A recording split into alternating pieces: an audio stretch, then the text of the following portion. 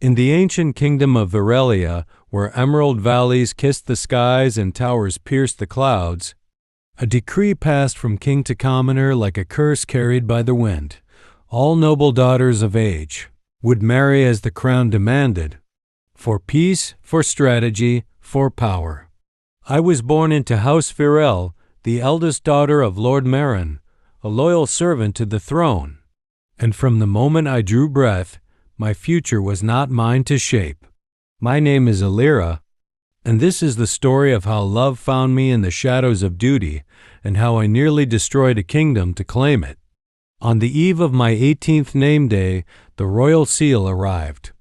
I was to wed Prince Thander, the blood heir to the king, a man I had seen only twice and heard little of, except that his sword struck truer than his tongue, and his smile never reached his eyes.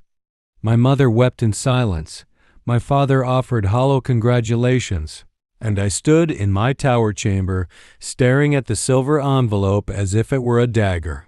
I dreamt of love, not of roses and poems, but of fire, of connection, of something real.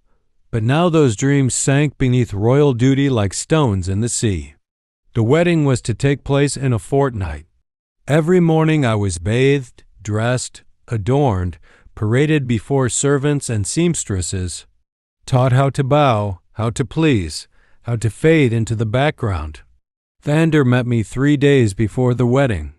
He arrived cloaked in black, with a hawk on his gauntlet and eyes like shards of gray stone. "Alira," he said coldly. I curtsied, biting my tongue.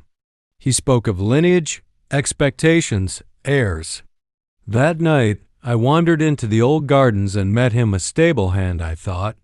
His name was Rian, with dark curls, hands calloused from work, and eyes that stole my breath. We talked. We laughed. We returned every night. Then he kissed me, and the world shifted. I burned. I begged the gods for a different fate. But the gods were silent.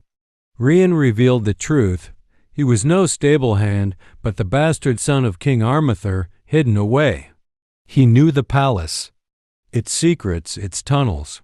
"Come with me," he said. "We'll vanish." And I almost said yes. But I saw my mother's grief, my people's rage. I chose the crown. On the wedding day, I became Thander's wife. That night, I stared at my reflection, wondering who I had become. Days passed, then weeks. I played the princess.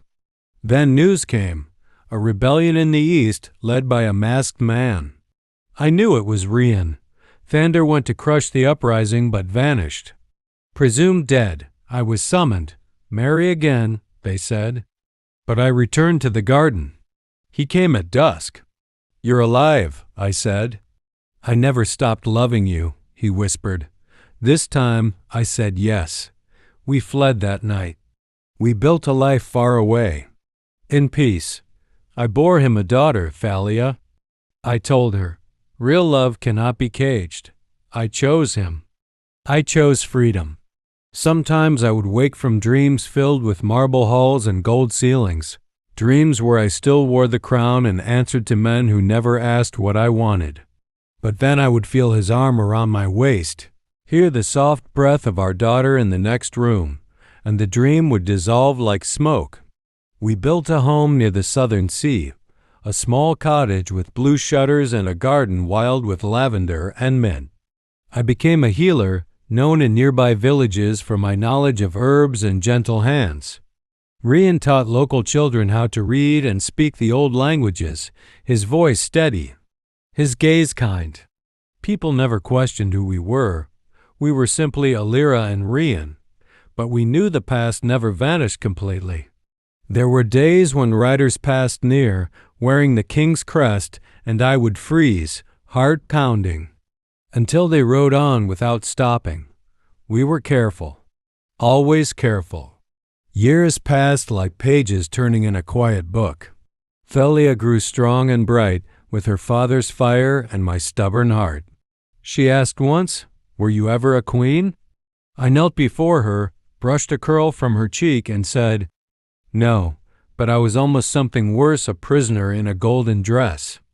She didn't understand then, but she would one day.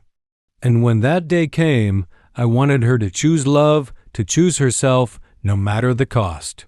Sometimes Rian would return late from the village, eyes shadowed, lips pressed tight. You saw someone. I'd say he'd nod. We didn't speak names. We didn't give the fear more power than it already held. We knew our past could find us, but we also knew that running had been worth it. Every moment, every breath, every choice. Because we had something neither of us had known before, peace. Real, imperfect, earned peace. And love, fierce as ever. One spring, a rider came not from the king, but from a rebellion long since burned down. A woman in torn leather, with a mark on her neck like the symbol Rian once carved into a tree by the river. She came to our door at dusk, eyes hollow, voice low. "They know," she whispered. "They remember." She didn't stay long, and Rian said nothing afterward. But I saw him take his sword from beneath the floorboards that night, and I knew. We weren't safe forever. I didn't panic. I didn't cry. I simply packed Thalia's satchel, hid her necklace in the lining, and taught her how to run to the forest if she ever heard the owl call 3 times. We didn't live in fear, but we lived prepared. Because we had stolen our future from the fire, and fire always remembers who defied it. And yet, we lived. We thrived, because love, when real, becomes its own kingdom. One no blade can rule, and no crown can command. Years later, when my hair had silver strands and Thalia had a voice that turned heads, I returned once more to the garden where it all began. It was overgrown now, wild and untamed.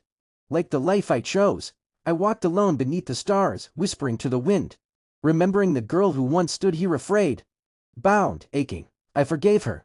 I forgave the silence. I forgave the choices. I forgave the kingdom that tried to own me. And when I returned home, to the cottage by the sea, to Rian asleep by the fire and Thalia humming as she stitched a new dress, I realized something I had always known but never said out loud. I had once been a lady of the court, a pawn in a royal game, promised to a prince I never chose. But in the end, I became a queen of my own making, not with a crown, but with courage, not with a throne, but with love, and no one could ever take that from me.